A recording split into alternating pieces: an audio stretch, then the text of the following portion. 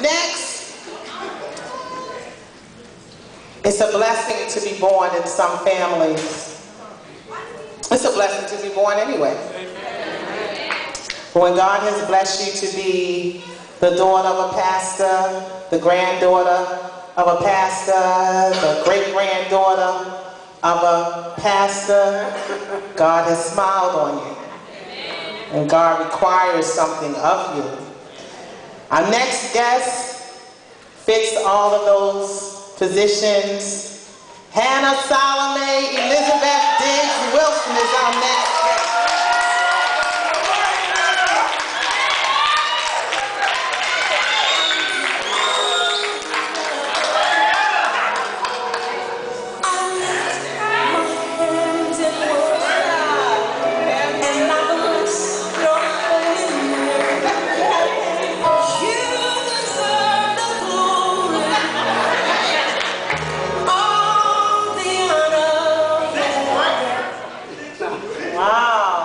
Such a legacy to live up to.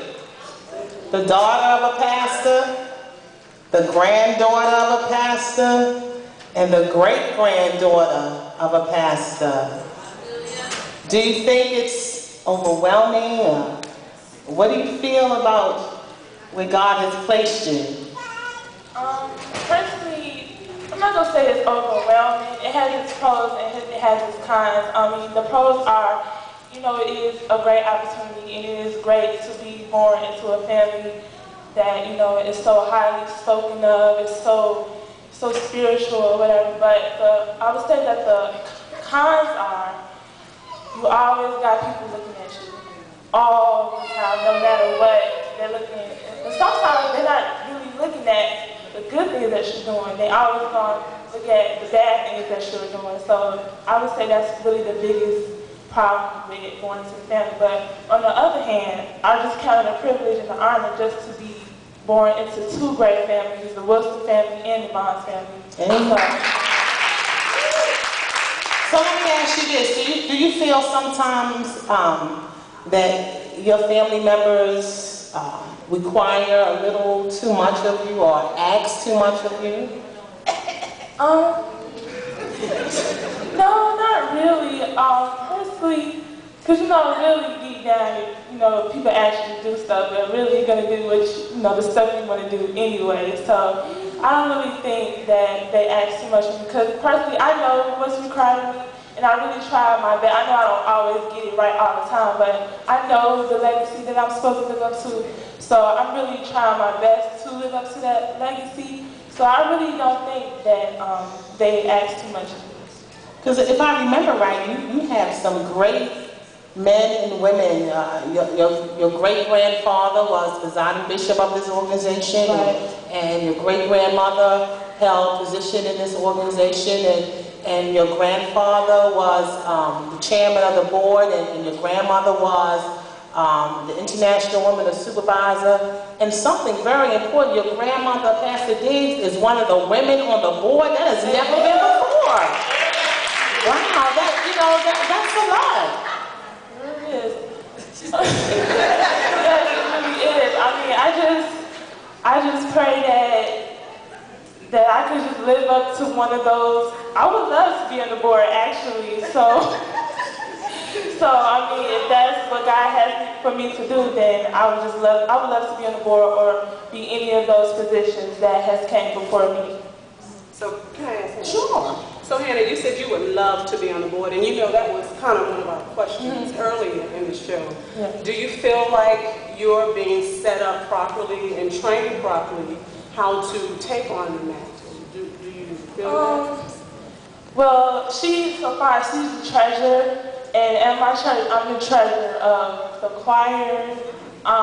As far as the youth, I'm on the youth board for like our youth auxiliary board. I'm on that board, and I think I know I could do more, because you always can do more.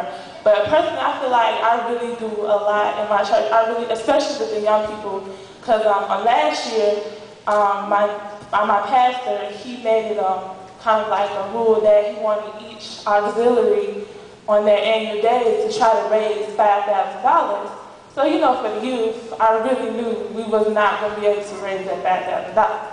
So I was like, well, okay, let me think, you know, how can I do something so, you know, we can have our $5,000. So I would just start making stuff, and I'm like, oh, I'm gonna make some cake, I'm gonna make brownies, and I'll just sell it after church. So I would start selling, and, you know, people started coming with me, started helping me, some of the other young people from my church. And so I think I started around like, maybe about February, and then my mom was like, well, why don't you sell some other stuff? So she started helping me too, and we'll sell like chicken and a whole bunch of stuff. So by the time, I think our youth meeting was in July, I had raised over $1,000. So that really helped our youth department, and actually that year we raised over our $5,000.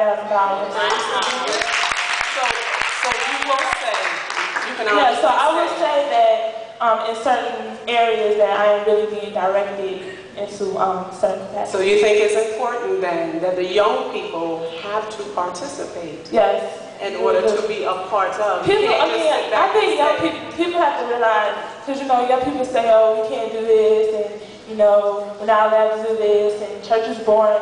You have to make church fun for yourself. Like, you know, you have to make it interesting for yourself. That's basically it. If you don't make it fun for yourself, you're not going to have fun. You can't pay attention to the negative and just pay attention to the positive.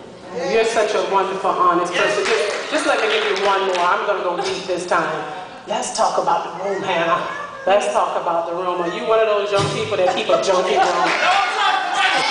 That question's been burning in me, Hannah. Come on.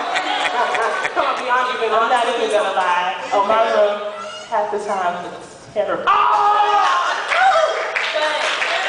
But personally, it's not dirty. Because I think it's a difference between dirty and junky. Okay? Now, it's never dirty because I don't eat in there or nothing like that. But it is junky because, like, in the morning when I'm going to go to school, I might put on, oh, that doesn't look right. So I put that shirt over there. And, oh, that looks right. So that over there. So by the time I leave, I might have like 5 or 8 shirts on the floor. Is that your mama's fault? Is that your mama's fault?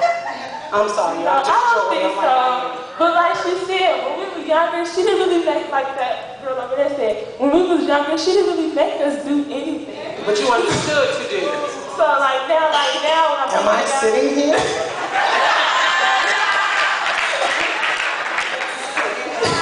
So like now looking back though, because I was thinking about this, the sister, now you said that really, I was like, wow, that really disturbed me when she was like, being junkie and all that, can like hinder your marriage. So you think that, you know, it's okay to be like that now. When you get married, oh, I'll do all that when I get married. Like, you know, I couldn't do all that when I get married. But she was like, no, that won't happen. And you gotta be honest though. Even though mommy didn't make you do it, you knew to do. Yeah. And then sometimes mommy probably said, Hannah, clean that up. She, like, even now, like 22 years old, she still threatens me. Like she threatens me. It's Hannah's fault. It's Hannah's fault. Well, it's time to go to commercial.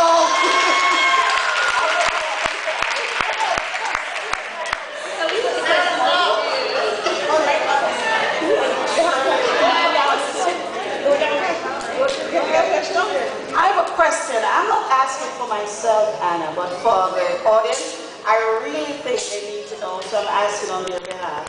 You're beautiful, you're attractive, you're intelligent. Oh. So, what's it like with the guys?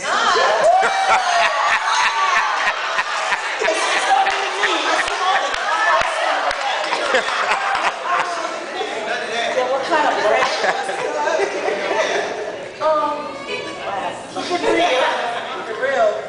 I'm not gonna lie, I do get approached a lot, but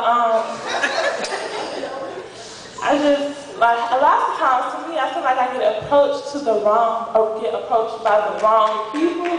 So half the time, like, you know, you be walking down the street, and you know how guys are, with their little sayings and stuff, so I just be like, and keep on walking. But The church guys. the church guys, I think a lot of church guys are intimidated by me. For real, like, I really think, or that too. So you're saying the church guys don't approach you? Some of them do, but I really think they're scared of me. Or that. Or maybe my dad.